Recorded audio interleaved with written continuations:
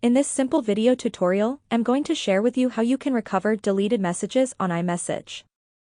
You can simply get back deleted messages on your iMessage in just few simple steps. To do this, simply open up your iMessage app.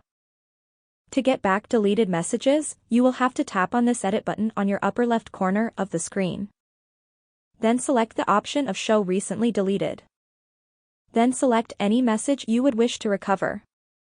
You can just tap right here on Recover All and all recently deleted messages will get recovered successfully.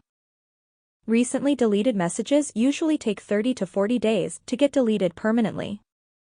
That's how easy it is to recover deleted messages on your iPhone.